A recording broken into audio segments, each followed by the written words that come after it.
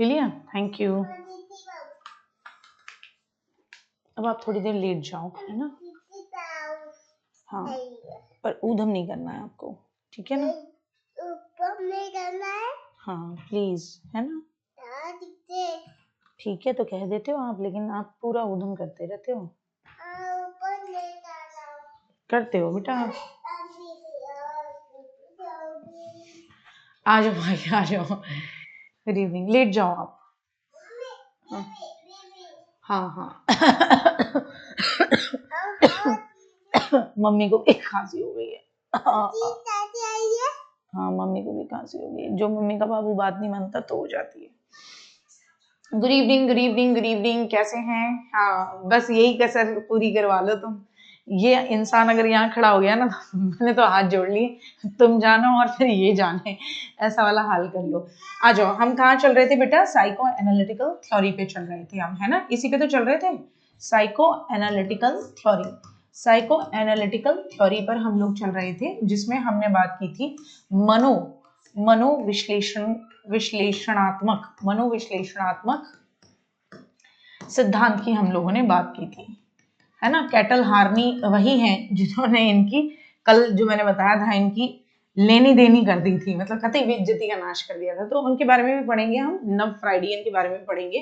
लेकिन अभी हम सबसे पहले कुछ थ्योरीज के बारे में पढ़ते हुए पहले आगे बढ़ेंगे, जो मोस्ट इंपॉर्टेंट थ्योरीज हैं, जो बहुत इंपॉर्टेंट है, जिनको हमको ध्यान में रखना होता है, ठीक है ना? मैम प्लीज टाइम अपना आफ्टर में रखिए, शाम को टाइम नहीं मिलता। हम आफ्टर में ही तो हमारा टाइम है, हमने तो टाइम बदला ही नहीं। 3 से 4, 4 से 5, यही 2 क्लासेस चलाती हूँ मैं आपकी, है ना? इससे अलग तो मैं रखती ही नहीं हूँ। तो बताइए मुझे कहाँ कहाँ दिक्कत आपको लग रही है कि टाइम आप अपना इधर रखिए उधर रखिए। क्लासेस तो आपकी इसी समय चलती हैं, और सुबह जब भी वाईटी की क्लास चलेगी तो वो तो जाहिर सी बात है, वो सुबह 10 बजे ही चलेगी, वो लेट नहीं चलेगी। तो मनोविश्लेषण सिद्धांत मैंने कहा सिगमंड फ्राइड साहब ने दिया, है ना? किसने दिया? सिगमंड फ्राइड ने। सिगमंड फ्राइड साहब का सिंपली एक बात कहनी थी कि हम जो भी करते हैं वो हम किस तरीके से पता लगा सकते हैं। तो इन्होंने कहा था कि हम किसी भी चीज के बारे में पता लगाना चाहते हैं, तो मैंने आपको बताया था कि व्यक्ति के असामान्य व्यवहार के पीछे उसका अचेतन, है ना, मन होता है, वो कारण होता है। तो इन्होंने कहा व्यक्ति के असामान्य व्यवहार के पीछे क्या कहा इन्होंने बेटा जी? अचेतन मन। क्या कहा इन्होंने? कि अचेतन मन, है ना, यानी कि अनकॉन्शियस ब्रेन, अनकॉन्शियस ब्रेन, है ना? अनकॉन्शियस ब्रेन कारण है, यानी अचेतन मन, यानी अनकॉन्शियस ब्रेन क्या है? कारण है। अनकॉन्शियस ब्रेन क्या है बेटा जी? तो इन्होंने कहा अनकॉन्शियस ब्रेन कारण है। अच्छा, इसके अलावा इन्होंने ये भी कहा कि हम किसी भी व्यक्ति के अचेतन को कैसे पढ़ सकते हैं। तो इन्होंने कहा स्वप्न विश्लेषण, कुछ विधि बताई इन्होंने कि किसी भी व्यक्ति के अचेतन को पढ़ने के लिए। इन्होंने कहा कि स्वप्न विश्लेषण ये एक तरीका है, हम ड्रीम उसका इंटरप्रेट कर सकते हैं, ड्रीम को एनालाइज कर सकते हैं, स्वप्न विश्लेषण। उसके अलावा इन्होंने हिप्नोसिस यानी कि सम्मोहन विधि, और इसके अलावा तीसरी फ्री एसोसिएशन कि व्यक्ति आराम से बैठ के बताता जा रहा है, मुक्त साहचर्य, और आप उसको टोक नहीं रहे हो। इन विधियों का प्रयोग करके व्यक्ति के अचेतन को जानने की इन्होंने बात की। ठीक साहब, इसमें आगे बढ़ेंगे। इसमें सिगमंड फ्राइड साहब ने अपनी मनोविश्लेषणात्मक थ्योरी के अंदर 3 बातों के बारे में बात कही थी। किसके बारे में बात की थी? 3 बातों के बारे में। तो इसी के अंदर इन्होंने कितने सिद्धांत दिए? तो आप कहोगे इसी के अंदर इन्होंने 3 सिद्धांत दिए। क्या दिए इन्होंने? इसी के अंदर इन्होंने 3 सिद्धांत दिए। क्या कहोगे? इसी के अंदर इन्होंने क्या दिए? तो आप कहोगे इसी के अंदर इन्होंने 3 सिद्धांत दिए। 3 सिद्धांत में पहला सिद्धांत जिसको हम कहते हैं, मैंने पहले भी बताया था, स्थलाकृति या जिसको आप आकृति सिद्धांत या संरचना सिद्धांत भी कहते हो। क्या कहते हो बेटा जी? संरचना सिद्धांत भी आप इसको कहते हो। संरचना सिद्धांत, कुल मिलाकर आप इसको स्ट्रक्चरल थ्योरी या आप इसको क्या बोलते हो? टॉपोग्राफिकल थ्योरी के नाम से जानते हो। क्या कहते हो? टॉपोग्राफिकल थ्योरी के नाम से आप इसको जानते हो। किस किस नाम से जानते हो? स्ट्रक्चरल थ्योरी या टोपोग्राफिकल थ्योरी के नाम से हम इसको जानते हैं।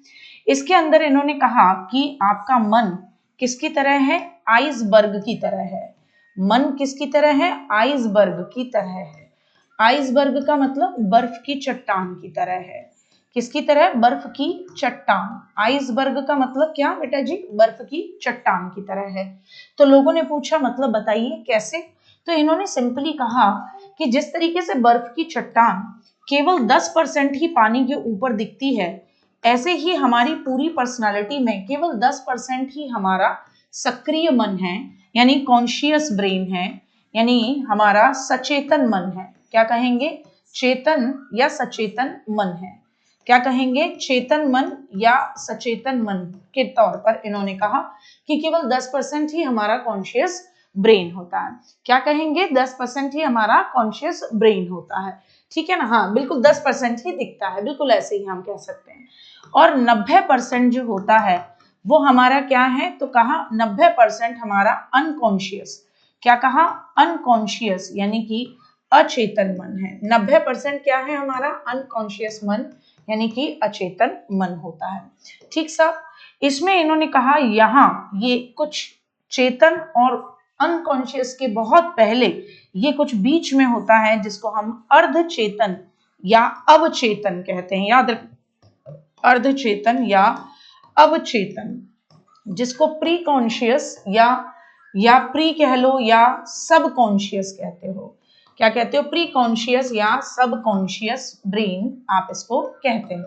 अब मेरी बात को ध्यान से सुनना। इन्होंने कहा जब भी हम कोई काम करते हैं तो हमारा दिमाग जो है ना, 10% ही, बस बिल्कुल 10% ही हम जो एक्चुअलिटी में दिखते हैं वो हैं।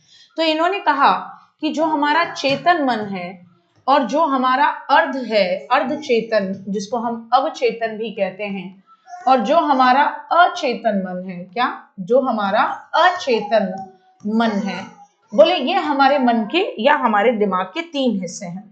इसमें चेतन मन जो है वो वास्तविकता यानी रियलिटी से जुड़ा हुआ है। किससे जुड़ा हुआ है, वास्तविकता से जुड़ा, यानी रियलिटी से जुड़ा हुआ है। अब आप कहोगे मतलब कैसे, तो हम जब भी कभी सोच समझकर बोलते हैं, यानी जब भी हम कभी 101% बहुत ही प्रॉपर अटेंशन के साथ बोलते हैं कि हमें क्या बोलना है, कैसे बोलना है, तो हम उसको बोलते हैं कॉन्शियस ब्रेन। तब हम उसको क्या कहते हैं, तब हम उसको कॉन्शियस ब्रेन कहते हैं। कॉन्शियस ब्रेन जिसमें हम खुद से रियलिटी में जुड़े हुए हैं, खुद से सोच समझकर बोल रहे हैं। 101% एक एक चीज हमारी सक्रिय दिमाग से निकल रही है। वास्तविकता से जुड़ा हुआ दिमाग किस स्थिति में होगा, सक्रिय स्थिति में। दिमाग जो होगा वो किस स्थिति में होगा, तो आप कह सकते हैं दिमाग सक्रिय स्थिति में होगा। क्या कहोगे बेटा जी, आप कहोगे कि यहाँ पर दिमाग जो होगा वो किस स्थिति में होगा, सक्रिय स्थिति में। दिमाग किस स्थिति में होगा, सक्रिय स्थिति में होगा। यानी आप सोच समझकर बोल रहे हैं, आप 101% अपने आप को किसी भी टेंशन से दूर रखते हुए, किसी भी चीज को अपने ऊपर हावी होने से बचाने के लिए आराम से ठंडे दिमाग से धीमी धीमी धीमी धीमी स्थिति से बढ़ रहे हैं। तो इसको हम क्या कहते हैं, इसको हम कहते हैं कॉन्शियस ब्रेन। किससे जुड़ा है, वास्तविकता से जुड़ा हुआ है। ब्रेन कैसा होता है इसमें आपका, तो आप कहोगे आपका ब्रेन एक्टिवली वर्क कर रहा होता है, बिल्कुल दिमाग की सक्रिय अवस्था है, वास्तविकता से जुड़ा हुआ है। इसमें आप सोच समझकर निर्णय लेते हो। क्या कहोगे, सोच समझकर निर्णय। इसके अंदर आप कैसे निर्णय लेते हो बेटा जी, तो आप कहोगे सोच समझकर निर्णय, है ना। वास्तविकता से जुड़ा हुआ है तो सोच समझकर आप निर्णय ले रहे हो। तो सामाजिक तौर पर आप देखते हुए चीजों के निर्णय ले रहे हो, तो आप कहोगे सामाजिक तौर पर निर्णय। क्या कहोगे, सामाजिक तौर पर निर्णय। क्या कहोगे आप कि आपके जितने भी निर्णय होंगे वो कैसे होंगे, सामाजिक तौर पर होंगे, यानी कि आपका हर एक निर्णय समाज के हिसाब से होगा। मतलब ऐसे नहीं कि आपको जो चाहिए आप वो कर रहे हो, आप जो भी निर्णय ले रहे होगे वो सामाजिक तौर पर निर्णय ले रहे होगे, यानी समाज को क्या अच्छा लगेगा या मेरे किस एक्शन का क्या प्रभाव पड़ेगा आपको खूब अच्छे तरीके से पता है।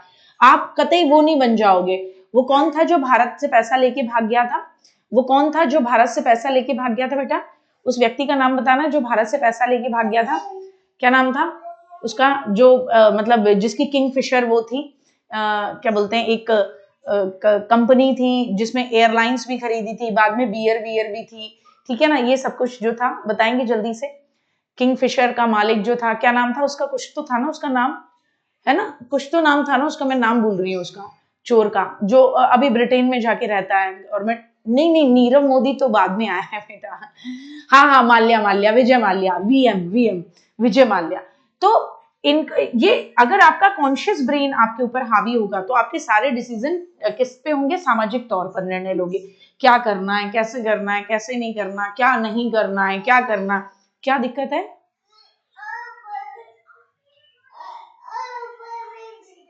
आप पीछे हो पहले, आप खुद तो पीछे होते नहीं हो।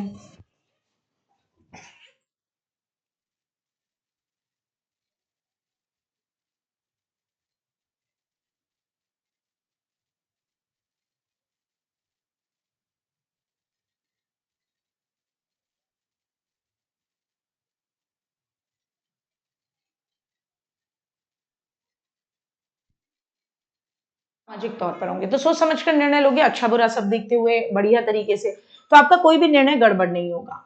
अब आता है आपका अर्धचेतन। अर्धचेतन क्या होता है, अर्धचेतन में आप बोलते हो कि किसी याद की हुई, है ना, किसी याद की हुई घटना, किसी याद की हुई घटना या स्मृति का, घटना या स्मृति को भूल जाना, किसी याद की हुई स्मृति या घटना को भूल जाना, लेकिन लेकिन लेकिन थोड़ा सा दिमाग पर जोर डालने से, थोड़ा सा, है ना, प्रयास करने पर उसका पुनः याद आ जाना, थोड़ा सा प्रयास करने पर, थोड़ा सा प्रयास करने पर उसका पुनः याद आ जाना, उसका क्या करना, उसका दोबारा से याद आ जाना, उसका पुनः याद आ जाना, उसका दोबारा से याद आ जाना, उसको हम क्या कहते हैं, प्री कॉन्शियस कह लो, या अर्धचेतन आप इसको कह सकते हो, या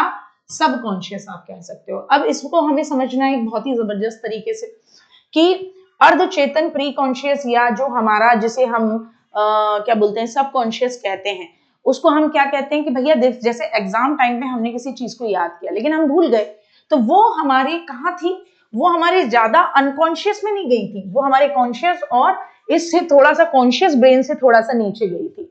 कहाँ गई थी, कॉन्शियस ब्रेन से थोड़ा सा नीचे गई थी। और जैसे ही कॉन्शियस ब्रेन से वो, आपने उस पर थोड़ा सा जोर डाला, वो दोबारा से आपके कॉन्शियस ब्रेन में आ गई। आपने जैसे ही उस पर थोड़ा सा जोर डालना शुरू किया, वो दोबारा से किस पर आ गई, वो दोबारा से आपके कॉन्शियस ब्रेन पर आ गई। तो कॉन्शियस ब्रेन में थी, लेकिन आप उसको लंबे समय तक आपने रिवीजन नहीं किया, लंबे समय से आप भूल गए। जैसे मैं विजय माल्या का नाम भूल गई थी कि कौन था बेटा वो, उसका नाम क्या था, विजय माल्या का नाम मेरे दिमाग से चला गया। अब ऐसा नहीं है कि मैंने उसको अनकॉन्शियस ब्रेन में डाला हुआ था, नहीं, मैंने क्या करा, वो लंबे समय तक हमने विजय माल्या का नाम इस्तेमाल नहीं किया, या कोई ऐसी घटना नहीं घट रही थी तो दिमाग से उतर गया। थोड़ा सा प्रयास करने पर, थोड़ा सा जोर डालने पर, आप लोगों ने जैसे ही बताया कि मैम वो नीरव मोदी, मैंने कहा नहीं, नीरव मोदी से तो पहले याद था, तो विजय माल्या, तो तुरंत के तुरंत हमें वो क्या हो जाए, रिकॉल हो जाए। ठीक है, तो उसको हम कहते हैं प्री कॉन्शियस, या उसको हम कहते हैं अर्धचेतन। अचेतन मन क्या होता है, तो अचेतन मन यानी अनकॉन्शियस जो है, तो आप इसमें लिखोगे कि व्यक्ति की जितनी भी दबी हुई इच्छाएं हैं। अब आप कहोगे दबी हुई इच्छाएं कैसे, तो आप जानते हो कभी आपको कोई चीज चाहिए थी लेकिन आपको वो चीज नहीं मिली, तो वो आपने अपने मन में वो इच्छा दबा दी, दबी हुई इच्छाएं, काम वासना, कोई सेक्सुअल डिजायर आपके मन में थी वो आपने दबा ली, कोई दुखद या कड़वा अनुभव था, दुखद व कड़वा अनुभव, कोई ऐसा दुखद या कड़वा अनुभव था जिसे आपने अपने मन में दबा लिया कि मैं भूल जाऊं वरना मेरे को बड़ी दिक्कत हो जाएगी। तो आपने दबी हुई इच्छाएं, काम वासना, दुखद या कड़वा अनुभव, जिसको आपने खुद ने दबाया, उसको हम कहाँ रखते हैं, उसको हमारा दिमाग अचेतन मन में रखता है। और याद रखना, सिगमंड फ्राइड अचेतन मन को सबसे ज्यादा प्रभावशाली मानते हैं। कहना, सिगमंड फ्राइड किसको सबसे, अचेतन मन को सबसे ज्यादा प्रभावशाली मानते हैं। कहते हैं कि अचेतन मन को सबसे ज्यादा प्रभावशाली मानते हैं, सबसे ज्यादा प्रभावशाली मानते हैं, सबसे ज्यादा कैसा मानते हैं, प्रभावशाली मानते हैं, सबसे ज्यादा कैसा मानते हैं, प्रभावशाली मानते हैं। तो अब आप इसको ऐसे समझो बेटा जी, अब आप इसको ऐसे समझो कि हमारे सबके दिमाग में ऐसी तमाम घटनाएं हैं, तमाम अनुभव रहे हैं जिन्हें हम अपने दिमाग में बहुत लॉन्ग लास्टिंग दबा देना चाहते हैं। और जब हम उन्हें लॉन्ग लास्टिंग दबा देना चाहते हैं तो ऐसी सिनेरियो में वो हमारे दिमाग में जमा होते जाते हैं, जमा होते जाते हैं, जमा होते जाते हैं। अब वो हमारे दिमाग में हैं, गायब नहीं हुए हैं। बेशक आप और हम कितना भी सोच समझकर काम करें और हमारा कॉन्शियस ब्रेन कितना भी काम करे, लेकिन हमारा कॉन्शियस ब्रेन जो है वो केवल 10% है, बिल्कुल केवल 10% है। और 90% क्या है? हमारा अनकॉन्शियस ब्रेन है। बेटा मुझे 2 मिनट का समय देना।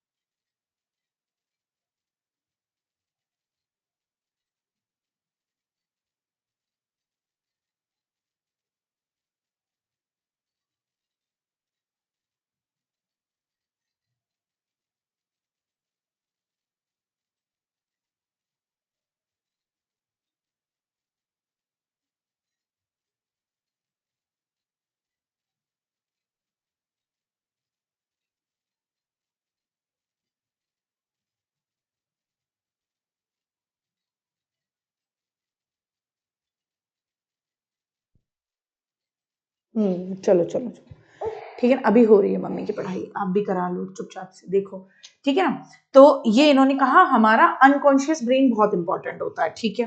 अब इसके अंदर एक चीज और दूसरा सिद्धांत करेंगे। बेटा ये हटाओ, ऐसे तो मम्मी का माइक निकल जाएगा, ठीक है ना। क्या हो गया?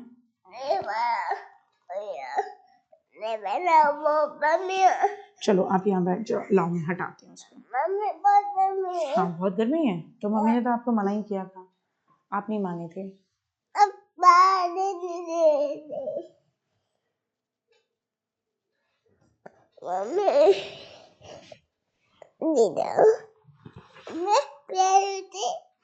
हो गई, बस आप एक काम करो, यहाँ पे बैठ जाओ।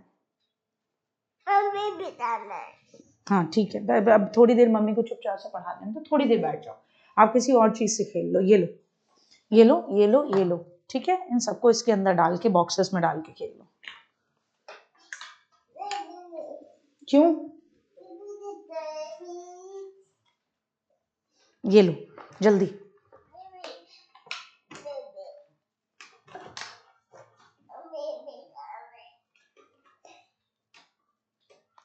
चलो चलो चलो चलो, बाद में, ठीक है। अच्छा आ जाओ, सेकंड पे बात करते हैं। तो सेकंड थ्योरी के बारे में बात करें। बेटा यहाँ गर्मी है भी, आप बाहर चले जाओ, आप बाहर खेलोगे, ठीक है। तो यहाँ पे बैठ जाओ चुपचाप से। तो पहला हो गया, पहला क्या था बेटा हमारा, जिसको हम स्थलाकृति सिद्धांत कहते हैं। दूसरा दूसरा क्या था? 2 मिनट रुक जाओ। दूसरे को हम कहते हैं गत्यात्मक, क्या बोलते हैं? गत्यात्मक, गत्यात्मक या डायनेमिक थ्योरी हम बोलते हैं, डायनेमिक थ्योरी। इसके अंदर क्या कहानी है तो उसको ध्यान से सुनना। गत्यात्मक सिद्धांत या डायनेमिक थ्योरी के अंदर इन्होंने कहा किसी की भी व्यक्तित्व है ना, किसी की भी पर्सनालिटी। आज ये सोया नहीं है भाई, इसलिए माफी चाहूंगी, तो ये बीच में ना ऊधम सी मार रहा है। तो व्यक्तित्व यानी पर्सनालिटी के 3 प्रकार बताए इन्होंने। क्या बताए? व्यक्तित्व यानी पर्सनालिटी के 3 प्रकार इन्होंने बताए हैं। अब मेरी बात को बहुत ध्यान से सुनना। इनके अकॉर्डिंग व्यक्तित्व या पर्सनालिटी के 3 प्रकार का मतलब, इनके अकॉर्डिंग व्यक्तित्व के 3 प्रकार या पर्सनालिटी के 3 प्रकार का मतलब, इन्होंने कहा हम सबकी पर्सनालिटी में इड होता है, ईगो होता है और सुपर ईगो होता है। क्या होता है? इड, ईगो और सुपर ईगो। अब भाई साहब इनसे पूछा गया इड क्या होता है। रुक जाओ बेटा, हाँ हाँ हाँ ठीक है ठीक है ठीक है, रुक जाओ। हम्म।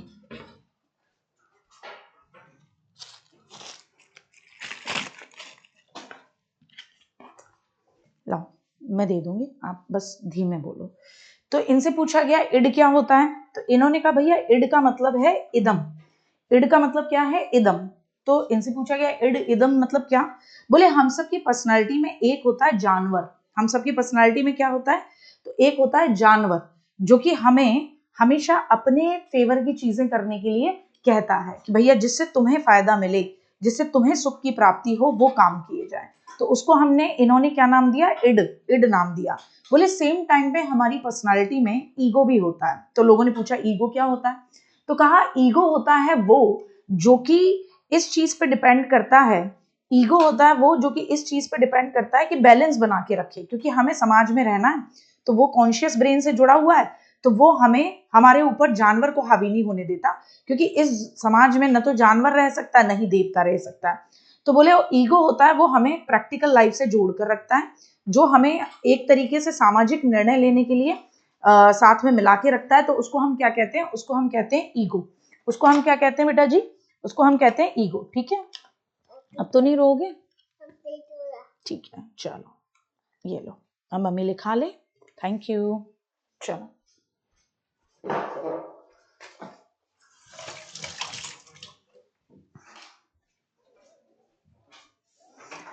बिल्कुल। तो इड को नाम दिया इन्होंने इदम। इड को नाम दिया इदम, ईगो को नाम दिया अहम, और सुपर ईगो को नाम दिया परा अहम, है ना? परा अहम, है ना? सॉरी बेटा, आज थोड़ा सा ऐसे ही डिस्टरबेंस रहा है, क्या करें। अब बच्चा बच्चा ये जीता जागता मानव। तो कहा इड क्या होता है? हम सबके अंदर जन्मजात होता है। जन्मजात है, सुखवादी है, केवल अपने सुख से रिलेट करता है। इसका संबंध किससे है? तो आप कहोगे इसका संबंध अनकॉन्शियस ब्रेन से है। किससे जुड़ा है? तो आप कहोगे अनकॉन्शियस ब्रेन से जुड़ा है।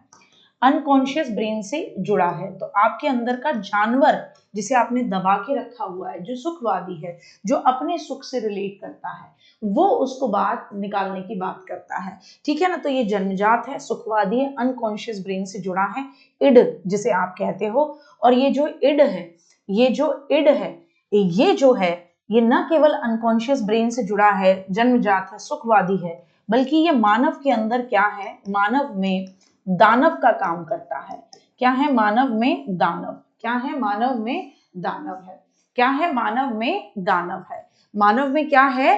दानव है। ठीक है ना? आ जाओ, अब हम बात करें किसकी? ईगो की बात करते हैं। तो ईगो की अगर मैं बात करूं, इड के बाद ईगो की, तो ये जन्मजात नहीं है। ये कब से आता है? जब बच्चा 5 से 6 वर्ष का होने लगता है, तो उसके अंदर एक समझ पैदा होती है। तो ईगो किससे जुड़ा हुआ है? तो आप कहोगे चेतन मन से जुड़ा है।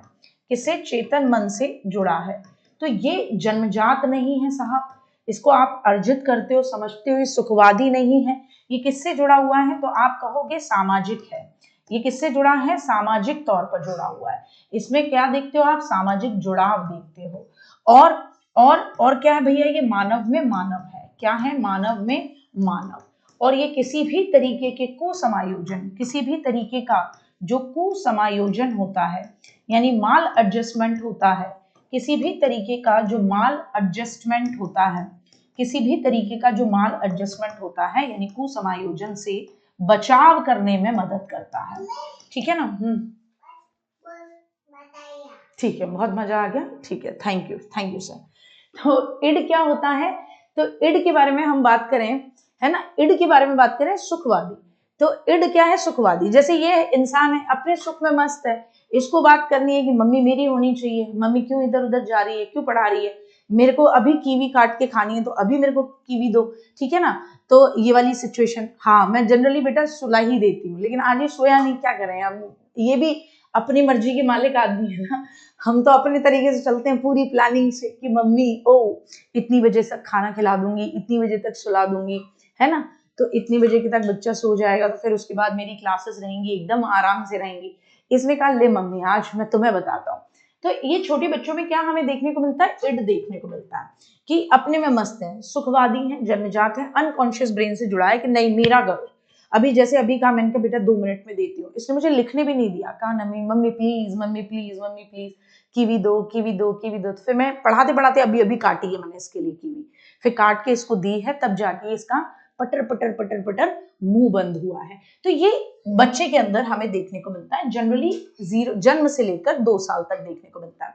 लेकिन हमारे अंदर ऐसा नहीं है कि हमारी पर्सनालिटी में इड खत्म हो जाता है। तो लोगों को समझाने में बड़ा समय लगा था सिगमंड फ्राइड साहब को कि इड खत्म नहीं होता है। हमने भी कई तरीके की अपने जीवन में देखा होगा कि हमारी बहुत सारी इच्छाएं हैं, हमारे अंदर के बहुत सारे ऐसे विचार होते हैं जिनको हम दबा देते हैं। क्यों? क्योंकि वो समाज के अकॉर्डिंग नहीं है, बिल्कुल, क्योंकि वो बच्चा है ना, यही वाली बात। तो अभी लेकिन बड़े तौर पर हम अगर देखें, तो हम अगर अपना सुख देखें, अगर हम अपनी चीजों को देख रहे हैं, तो इसका मतलब हम ये कहेंगे कि हमारी पर्सनैलिटी से इड जो है वो हावी हो गया। छोटे बच्चों में तो इड ही हावी होगा, छोटे बच्चों में तो इड ही हावी होगा। कब तक होगा? जन्मजात, जन्म से लेकर कब तक चलेगा? 2 साल, 1 या 2 साल तक बच्चों के अंदर ये देखने को मिलता है। जन्म से लेकर 1 या 2 साल तक क्या देखने को मिलता है? इड देखने को मिलता है। फिर ईगो कब देखने को मिलेगा? ईगो एक समझ हो जाती है ना बच्चे में, सोच समझ कर वो जवाब देता है, कॉन्शियस ब्रेन से जवाब देता है कि हमें क्या करना है, किस तरीके से करना है, किस तरीके से नहीं। एक सामाजिक जुड़ाव होता है कि मतलब बाकी लोग क्या कहेंगे, अगर मम्मी ने मुझे डांटा तो अभी सबके सामने मुझे डांटना नहीं। इतने छोटे बच्चे को आप किसी चीज के लिए मना करोगे तो क्या करेगा? और फैल जाएगा ज्यादा, फिर हाय हाय हाय हाय तौबा मचाता। इससे बेहतर क्या है, दुर्घटना को वहीं थाम दिया जाए। तो ईगो कब पैदा होता है? इड तो होता है जन्मजात, यानी जन्म से लेकर 2 साल तक होता है, और हम सब ईगो के साथ ही पैदा होते हैं, इड के साथ ही पैदा होते हैं। लेकिन अगर हम बड़े भी हो जाएं बेटा, जवान भी हो जाएं, फिर भी हमारा ईगो खत्म, इड नहीं खत्म हो रहा, यानी हमारी पर्सनालिटी में हम अपना ही सुख देख रहे हैं, बार बार वो हावी हो जा रहा है, तो उसको हम कहेंगे कि ये हमारी पर्सनालिटी में जानवर हावी हो गया। फिर ईगो क्या है? अहम, ये समझदार है। ये क्या है? समझदार। तो मानव के अंदर मानव है, तो मानव में मानव यानी एक समझ पैदा होना, चेतन मन से जुड़ा होना। मतलब ये जब ये बच्चा 5-6 साल का हो जाएगा तो आपको लगता है ये इस तरीके की हरकत कर पाएगा। अभी भी बहुत कंट्रोल्ड है इसकी हरकत, कि इसको पता बस थोड़ा सा इसने कहा मम्मी मुझे ये कर दो, मैंने कहा नहीं, है ना। इसने अभी 2-3 चीजें गिरा दी इधर उधर, है ना, ये नहीं मम्मी, वो नहीं, फलाना नहीं, फिर मैंने कहा ओ ये तो गिर गया, तो फिर उसके बाद खुद ही रोने लग गया कि अब तो मम्मी लगा देंगी कहीं, है ना। तो ये एक सिनेरियो रहता है। तो यहाँ पे क्या है? चेतन मन से जुड़ाव पैदा होने लगता है, सामाजिक जुड़ाव देखने को मिलता है, यानी आप पक्ष विपक्ष दोनों देखेंगे, आप वास्तविकता से जुड़ा हुआ है। किससे जुड़ा हुआ है बेटा जी? यहाँ आप इसको लिख लो, वास्तविकता से जुड़ा हुआ है। कहाँ लिख दूं? यही लिख दूं, वास्तविकता से जुड़ाव। किससे जुड़ा है? वास्तविकता से जुड़ाव है। तो यहाँ ईगो जो है वो आपको कोई भी ऐसा निर्णय नहीं लेने देगा, ईगो आपको कोई भी ऐसा निर्णय नहीं लेने देगा। नहीं बेटा, इड होता है, इड होता है जन्म से लेकर 2 साल तक हावी। ईगो 5 या 6 साल में देखने को मिलता है। ईगो आपको कब देखने को मिलता है? 5 या 6 वर्ष के बच्चों में ईगो आपको देखने को मिलता है। 1 या 2 साल का बच्चा ईगो इतनी समझ हो जाएगी उसके अंदर इतनी समझ हो जाएगी? नहीं होगी, उसके अंदर इतनी समझ नहीं पैदा होगी, ठीक है ना। ईगो कैसे हो सकता है बेटा? वो इड होता है, वो इड होता है, इड होता है बेटा जी, ठीक है। नहीं खाना तो रख दो, कोई जबरदस्ती थोड़ी, ठीक है ठीक है, हाँ ठीक है, ये इससे खेलो, आप शोर मत मचाओ बस, ठीक है। ईगो 5 या 6 साल में। अब सुपर ईगो क्या होता है कि आप कतई आदर्शवादी हो जा रहे हैं, कि दूसरों के लिए आप कुछ भी करने को तैयार हो जा रहे हैं, कि साथ कुछ भी हो जाए, मेरा नुकसान हो जाए लेकिन लोगों का भला हो जाए। तो सुपर ईगो क्या है? ये आपको देखने को मिलेगा जब आप थोड़े से और ब्रॉडर अवस्था में आ जाते हैं। सुपर ईगो, परा अहम, यानी आपके अंदर ये वाली चीज आ गई कि आप अपना नुकसान कराने को तैयार हो लेकिन दूसरों का भला हो जाए।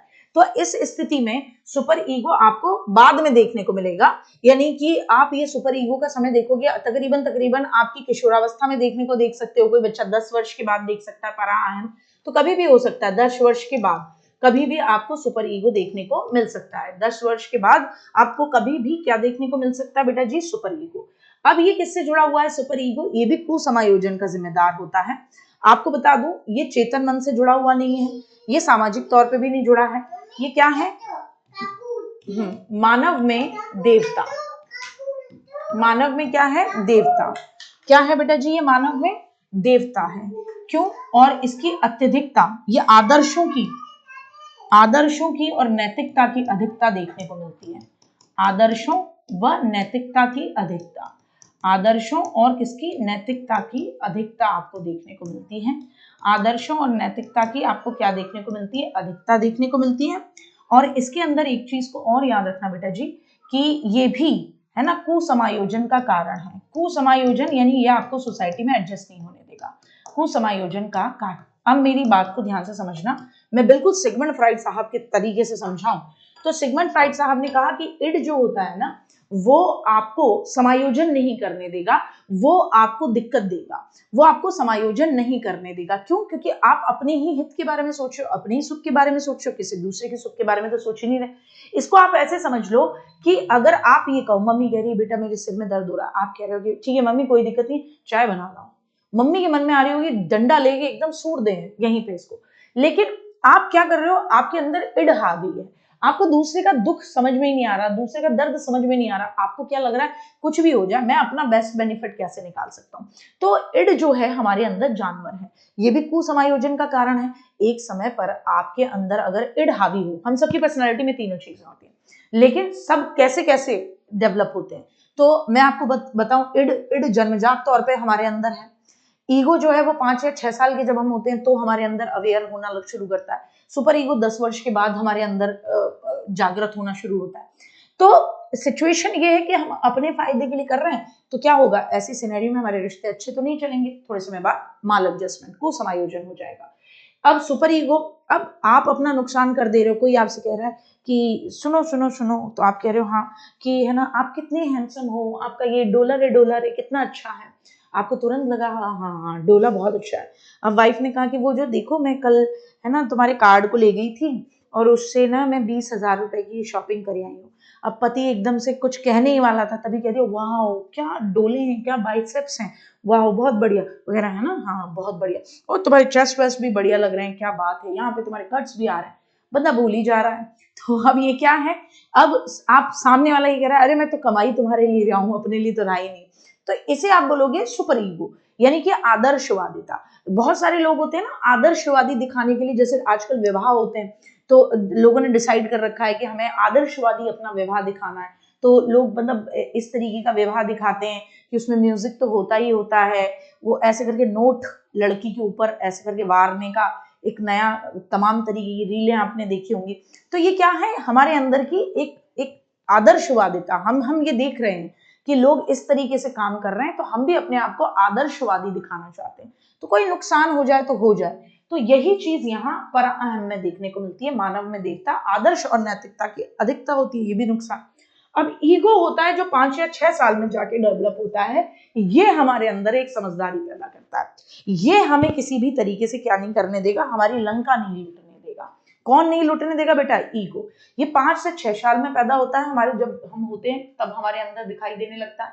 चेतन मन से जुड़ा है, सामाजिक जुड़ाव है, मानव में मानव है, कुसमायोजन से बचाव है, वास्तविकता से जुड़ाव इसमें देखने को मिलता है। इनका तीसरा सिद्धांत था जिसे हम कहते हैं मनोकामुकता का सिद्धांत।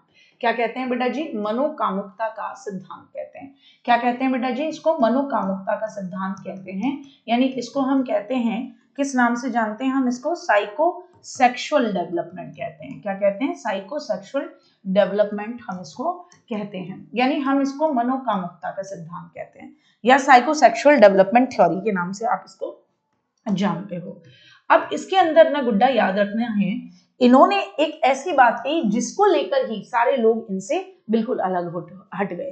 कैसे हट गए, इन्होंने कहा कि हमारे जन्म से लेकर मरण तक, जन्म से लेकर मरण तक हमारा जो भी काम होता है, जन्म से लेकर मरण तक हर कार्य, मरण तक हर कार्य के पीछे, क्या कह दिया इन्होंने, हर कार्य के पीछे, जन्म से लेकर मरण तक हर कार्य के पीछे क्या होता है, तो इन्होंने कह दिया हर काम के पीछे क्या होती है, कामुकता होती है। क्या कह दिया, कामुकता होती है।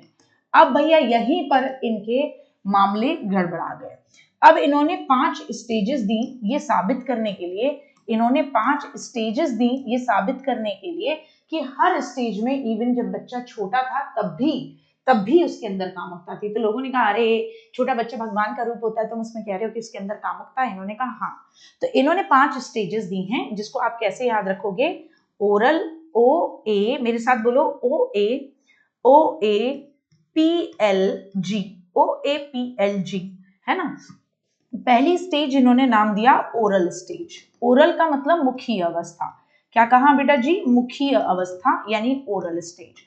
अब मुखीय अवस्था कब से लेकर कब तक चलती है, तो इन्होंने कहा 0 से लेकर 1.5 साल तक आपकी मुखीय अवस्था रहेगी। इसमें इन्होंने कहा कामुकता का क्षेत्र जो होता है वो मुख होता है। क्या कहा इन्होंने, कामुकता का क्षेत्र क्या होता है बेटा जी, कामुकता का क्षेत्र, इन्होंने कहा कि किसी भी व्यक्ति की कामुकता का क्षेत्र इस अवस्था में मुख होता है, इसीलिए उसको चूसने, काटने, इन सब में मजा आता है। और अगर किसी बच्चे को उस समय पर 1.5 साल तक, इसके लिए जरूरी क्या है, इसके लिए स्थिरीकरण या फिक्सेशन क्या जरूरी है, स्थिरीकरण क्या करना है, तो इन्होंने कहा कि आप वीनिंग करा दीजिए। वीनिंग, वीनिंग क्या होती है बेटा जी, वीनिंग का मतलब होता है दूध छुड़ाना, स्तनपान छुड़ाना। तो बोले आप है ना 1.5 साल तक के बच्चे को स्तनपान छुड़ा दीजिए, और कुछ नहीं है तो कम से कम 2 साल तक के बच्चे का तो आप स्तनपान छुड़ा ही दीजिए।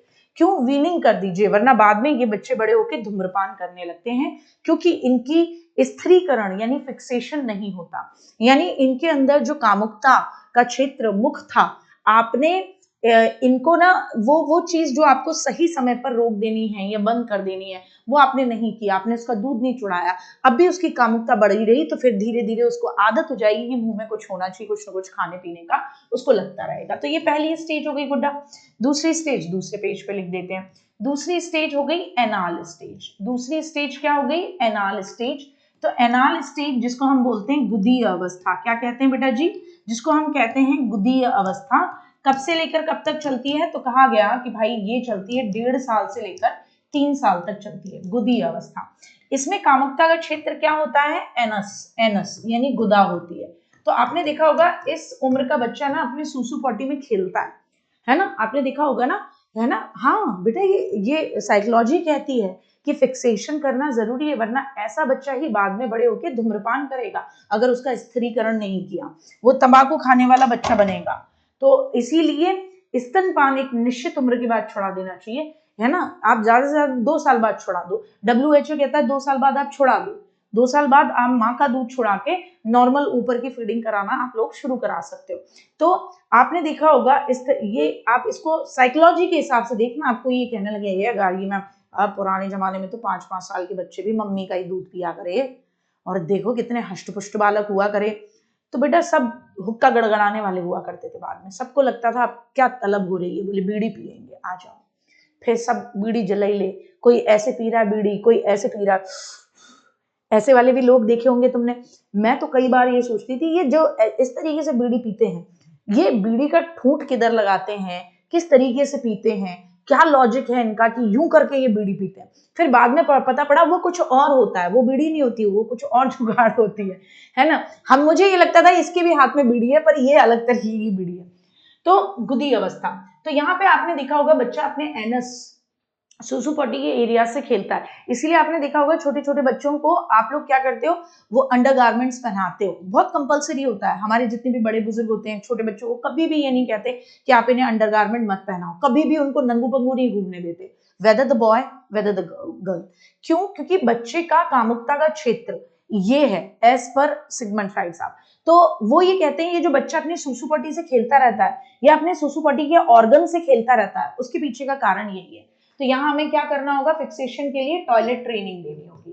क्या देनी होगी, टॉयलेट ट्रेनिंग। हमें कहना होगा नहीं सूसू करके आओ तो अपने हैंड धो लो, हमें ये भी बताना होगा बेटा सूसू कहाँ करके आनी है, हमें साथ में ये भी बताना होगा कि नहीं बेटे जल्दी से अपने कपड़े पहन लो, हमें पॉटी करने जाना है तो आपको अपने कपड़े को उतारना होगा, ये हमें टॉयलेट ट्रेनिंग देनी होगी बच्चों को। फिर तीसरी स्टेज आती है जिसको इन्होंने नाम दिया फैलिक स्टेज। क्या नाम दिया, फैलिक स्टेज नाम दिया। अब यार हिंदी में मैं इसका नाम है ना जनरली भूल जाती हूँ।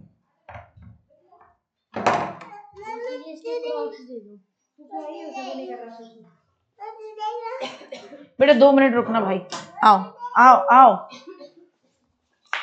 पहनो जल्दी। हाँ चलो इधर चलो, इधर चलो, इधर इधर आओ, जल्दी आओ, जल्दी आओ। अरे ठीक है, ये बायनोकुलर बाद में ले लेना बाबूजी।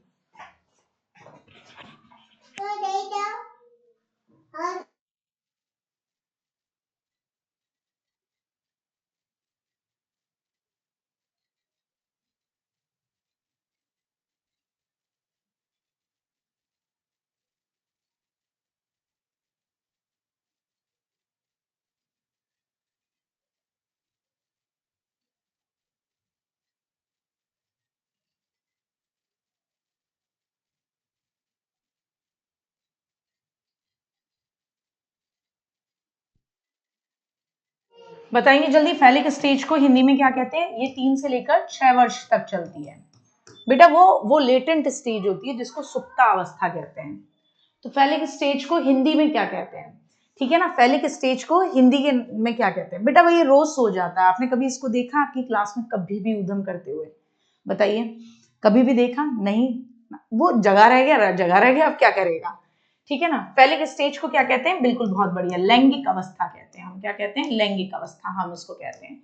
ठीक है ना, क्या कहते हैं? लैंगिक अवस्था। वैसे भी वो 2-3 मिनट से ज्यादा नहीं आता, वो खुद ही चला जाता है खेलते कूदते।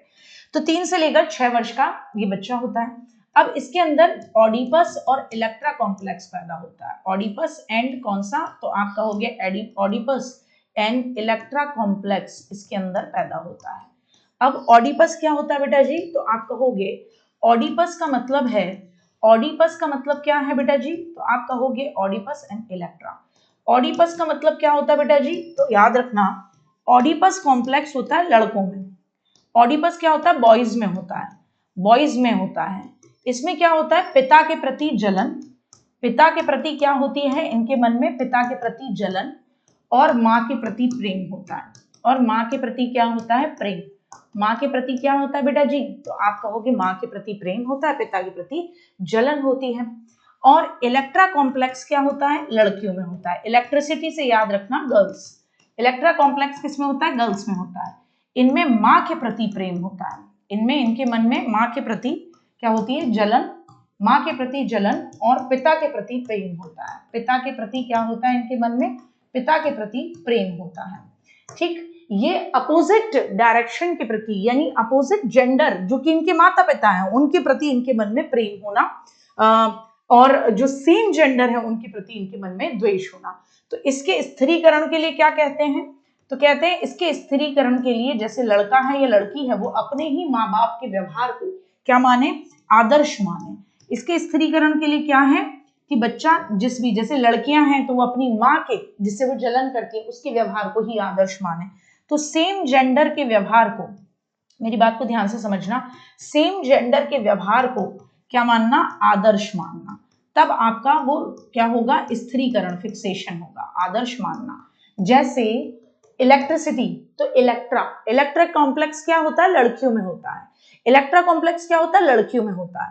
लड़कियों में यानी कि वो अपने पिता के प्रति जो है, वो अपने पिता के प्रति बहुत असीम प्रेम है, और माँ के प्रति क्या महसूस हो रहा है? उनको एक तरीके की जलन महसूस हो रही है। तो क्या करना होगा उनको? जैसे लड़कियां हैं तो उनको अपने सेम जेंडर के प्रति, यानी जैसे उनकी मम्मी है तो मम्मी के व्यवहार को, मम्मी के तौर तरीकों को वो आदर्श रूप में क्या करें? इस्तेमाल करें। तो क्या करें? मम्मी के व्यवहार को, मम्मी के इनको आदर्श रूप में क्या करने लगे? इस्तेमाल करने लगे। ठीक है ना। तो इस तरीके से मामला रहेगा। ठीक, ये स्त्रीकरण के लिए है। हाँ हाँ। अब चौथी स्टेज आती है जिसको हम क्या कहते हैं? Latent stage. क्या कहते हैं? लेटेंट स्टेज, जिसको हम कहते हैं सुप्तावस्था। लेटेंट स्टेज यानी क्या कहेंगे? सुप्तावस्था कहेंगे। क्या कहेंगे? लेटेंट स्टेज या सुप्तावस्था। ये लेटेंट स्टेज या सुप्तावस्था क्या होती है? जब कामुकता रुक जाएगी। ठीक है ना। जब कामुकता, कॉम्प्लेक्स बोलते हैं, कोई ग्लैंड नहीं होती है, ये कोई ग्रंथि नहीं होती है, ग्लैंड नहीं होती है, इनको हम बोलते हैं कॉम्प्लेक्स। इनको हम क्या बोलते हैं? कॉम्प्लेक्स। ये कोई ग्लैंड नहीं होती है कि आप ये सोचो हमारे अंदर कोई इलेक्ट्रा ग्लैंड है या ऑडिपस ग्लैंड है, नहीं। इनको हिंदी में बोलते हैं इलेक्ट्रा ग्रंथि या ऑडिपस ग्रंथि, लेकिन ये वो वाली ग्लैंड नहीं होती जो शरीर के अंदर किसी भी तरीके का वो करते हैं। ठीक है ना। शादी के बाद माँ के प्रति प्रेम ज्यादा हो जाता है लड़की में, क्योंकि वो समझती है कि जो आज मैं भुगत रही हूँ वो मेरी माँ ने पहले कभी भुगता था। तो वो है ना, सीनियर टीचर से, है ना, ऐसा होता है ना कि आप अपनी फील्ड के सीनियर व्यक्ति से सलाह लेते हो, तो लड़की फिर कहती है मम्मी आज ये हुआ, ऐसे हुआ, बताओ क्या करना चाहिए, है ना। मम्मी आज मेरे खाने में नमक डल गया ज्यादा, क्या करना चाहिए। तो फिर वहां पे मम्मी उसको गाइड कर रही होती है। तो ये इसीलिए एक बॉन्ड ज्यादा हो जाता है। आ जाइए, लेटेंट स्टेज, सुप्तावस्था। अब सिचुएशन क्या है बेटा? ये बच्चा 6 से लेकर 12 साल का है और स्कूल में जाता है, तो कामुकता सो जाती है। तो कामुकता क्या हो जाती है? कामुकता सुप्त हो जाती है। सुप्त का मतलब हो जाना सो जाना, लुप्त हो जाना, कुछ समझ लो, सुप्त हो जाती है। क्यों हो जाती है कामुकता? क्योंकि बच्चा खेलने में लगा हुआ है, बच्चा डिफेंस मैकेनिज्म, रक्षात्मक युक्तियों में लगा हुआ है। और पांचवी स्टेज जिसको हम बोलते हैं क्या? जेनेटाइल स्टेज। क्या बोलते हैं? जेनेटाइल स्टेज बोलते हैं। जेनेटाइल स्टेज यानी जननेंद्रिय अवस्था हम इसको कहते हैं। तो ये जब बच्चा एकदम कसम से हुआ छोकरा जमारे वाली स्टेज आ जाती है, यानी 12 वर्ष के बाद तक की स्टेज है, तो अपोजिट जेंडर के प्रति बच्चे के मन में कामुकता आएगी। अपोजिट जेंडर या सेम जेंडर के प्रति क्या आएगी? कामुकता। अपोजिट जेंडर या सेम जेंडर के प्रति क्या आएगी बेटा जी? तो आप कहोगे अपोजिट जेंडर या सेम जेंडर के प्रति क्या आएगी? कामुकता आएगी। कोई दिक्कत, कोई परेशानी, किसी भी तरीके की समस्या हो तो मेरे को एक बार बता दीजिए, तो मैं 2 मिनट में इस बात को खत्म कर दूं। बताइए। ठीक है, कोई दिक्कत, कोई परेशानी यहां तक में, ये इनकी तीनों स्टेजेस को समझने में? बताइए, आराम से बताओ।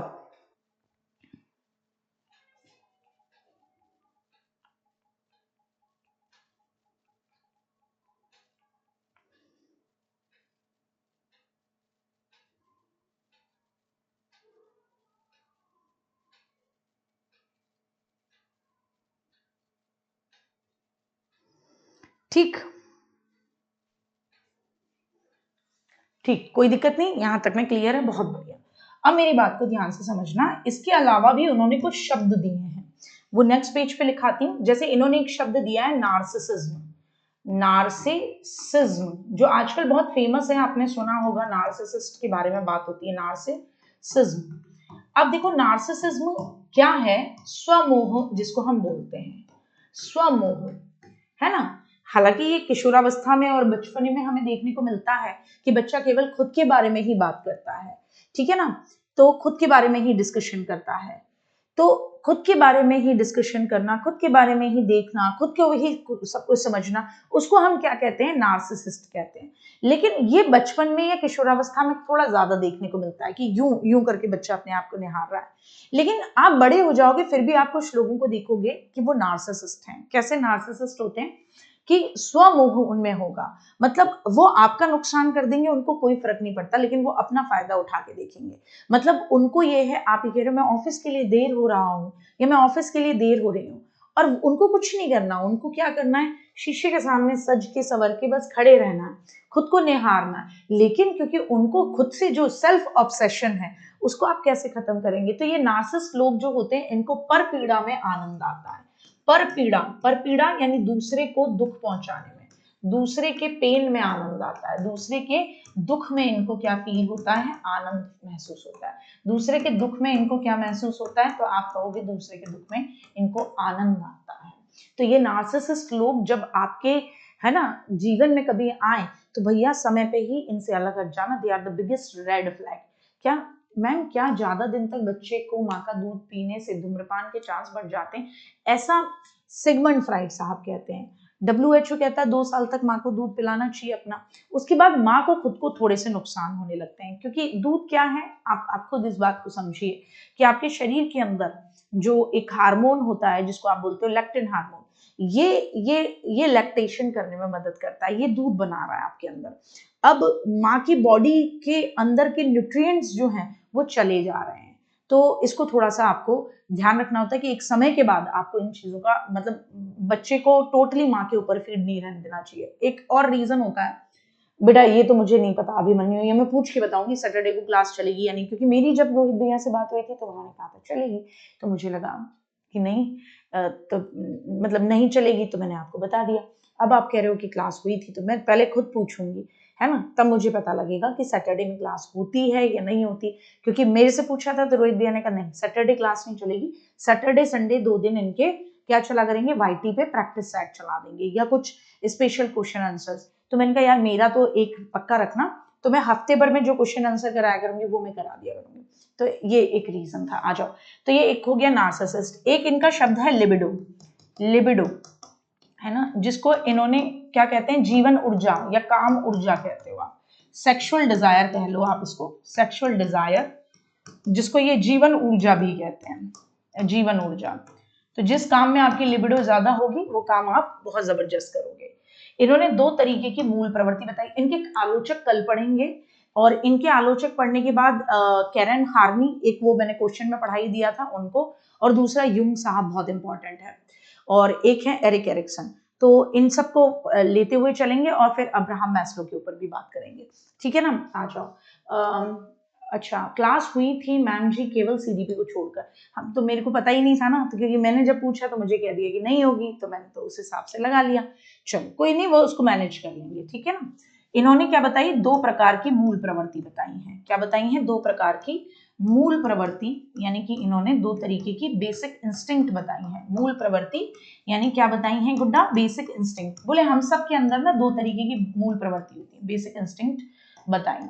उनको इन्होंने क्या नाम दिया, इरोस और थैनेटोस नाम दिया। क्या नाम दिया, 2 तरीके की मूल प्रवृत्ति, एक को नाम दिया इरोस, दूसरे को नाम क्या दिया बेटा जी, थैनेटोस। क्या नाम दिया, थैनेटोस। थैनेटोस मृत्यु मूल प्रवृत्ति है, मृत्यु मूल प्रवृत्ति है ना, जो आपको जीवन के तरफ नहीं ले जाएगी बेटा जी, मृत्यु की तरफ ज्यादा क्रॉस ले जाएगी।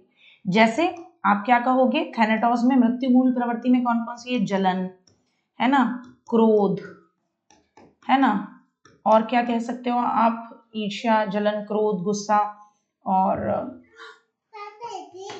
Okay very good. इरोस क्या होती है, जीवन मूल प्रवृत्ति। वो बहुत बड़ी,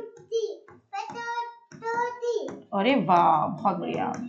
जीवन मूल प्रवृत्ति जैसे खुशी, सहयोग, प्रेम है ना, खुशी, सहयोग, प्रेम, इसको हम कहते हैं खुशी, सहयोग और प्रेम, इसको हम इरोस कहते हैं। और थैनेटोस है जलन, क्रोध है ना, गुस्सा करना, किसी व्यक्ति को देखकर आपके मन में ईर्ष्या आ रही है, आपके अंदर दुविचार आ रहे हैं ना, तो उसको हम क्या कहेंगे, डर, डर भी होगा, बिल्कुल बिल्कुल डर। तो ये मृत्यु मूल प्रवृत्ति है। अब कल हम करेंगे आलोचना और नव फ्राइडियन। तो आलोचना, इनकी जो आलोचना है वो, एंड नव फ्राइडियन, नव फ्राइडवादी, तो उसमें एरिक एरिक्सन भी हैं, नव फ्राइडवादी, और कैरन हार्नी भी हैं। कल आपको हंसी आ रही थी, कल बच्चे मुझसे कह रहे थे ये तो हमने पहली बार जाना। तो कैरन हार्नी जो हैं, उन्होंने ना बहुत प्यारी बात की, बेटा देखो मैं कुछ चीजें लिखा के भी, मतलब टाइप्ड भी कराऊंगी, कुछ चीजें हाथ से भी लिखाऊंगी, और अगर किसी को ये लगता है कि नहीं मैम आपके हाथ से हैंडराइटिंग अच्छी नहीं आती है, ये नहीं आती, वो नहीं आती है, तो सुनाई देता है आपको, है ना, कान सबके काम करते हैं, अच्छे तरीके से काम करते हैं। तो ये वाली सिचुएशन है। इतनी बुरी हैंडराइटिंग मेरी कभी नहीं होती कि उसको देख के कोई मतलब पढ़ ना पाए, आराम से पढ़ लेगा। हैंड टू हैंड उतारने के चक्कर में मत रहना, क्योंकि हर व्यक्ति अलग अलग होता है, तो इसको भी आपको याद रखना है, ठीक है ना। मैं टाइप इसलिए नहीं कराती क्योंकि बहुत सारी चीजें मुझे रैंडमली याद आती हैं, तो एक सिचुएशन के बाद में आपको रिटन में, हाँ यूरी ब्राउन ब्रैंड फेनर भी आएंगे, कैरन हार्नी भी आएंगे। कैरन हार्नी जिनके बारे में कल जो मैंने एक बात बताई थी मैम के बारे में कि बहुत जबरदस्त उन्होंने ये कही थी, जब इन्होंने ये कहा कि दुनिया भर की महिलाएं पुरुषों से इसलिए जलती हैं, इन्हीं सर ने कहा था क्योंकि उनके अंदर पेनिस डिप्रिवेशन होता है, उनके पास है ना लिंग नहीं है जो पुरुषों के पास है, तो इन्होंने कहा तुम्हारे पास भी वूम नहीं है। तो हाँ, पेनिस एनवी की बात और वुम्ब एनवी की बात होती है, तो उसके बारे में कल हम करेंगे। एरिक एरिक्सन आप पढ़ेंगे, दोनों बहुत जबरदस्त हैं और अच्छे हैं, बिल्कुल बिल्कुल, इतना तो लिखा रहता है, इतना तो मुझे भरोसा है कि आपको आराम से समझ में आएगा, ठीक है ना। चलिए बहुत बढ़िया, तो फिर मिलते हैं बेटा, कल मिलते हैं, है ना, जबरदस्त तरीके से। चलो बाय बाय।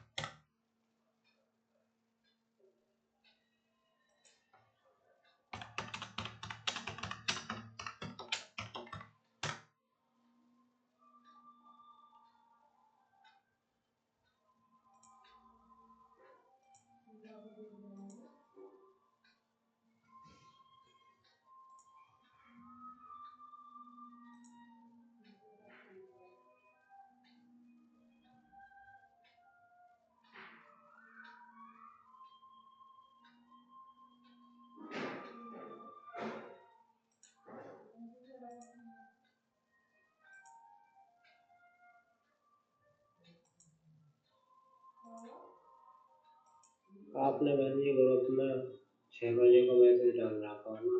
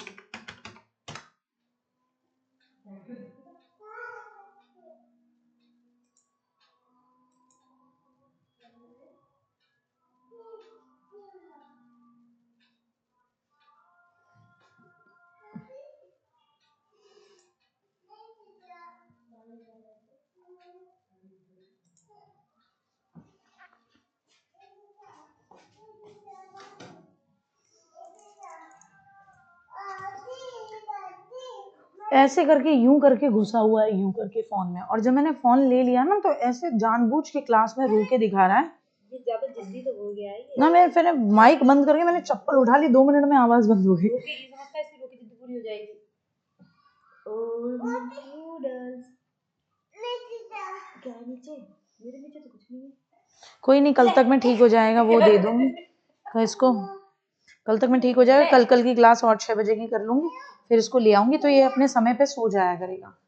आज देख कैसे 6-7 बजे सो गई है, घंटा सुला दिए। हाँ, खाना पीना खिला के 8 बजे सुला दूंगी पूरा, ताकि सवेरे नेक्स्ट डे मम्मी को बता। दूध लेने बता तो रहा है इसकी। ए बहन बहन दीदी, इसकी ये रोटी खिला दे इसको कंप्लीट, इसको ये रोटी खिला दे, टीवी दिखाते हो, बस इतनी सी रह गई है। थोड़ी सी रह गई है। दूसरी ये तो कहे तो मैं इसको फ्रेश रोटी दे दूं इसकी। बाहर पर रखती है, टाइट हो जाती है। कोई बात नहीं है, वो पता लग जाती है मुझे कितनी खाई इसने। ये रही बेटा, मैं लेके आई थी पहले बना के, छोटी वाली क्यूट सी। बैठो, बैठ के खाते हैं। बेटा तू स्वेटर पहन ले।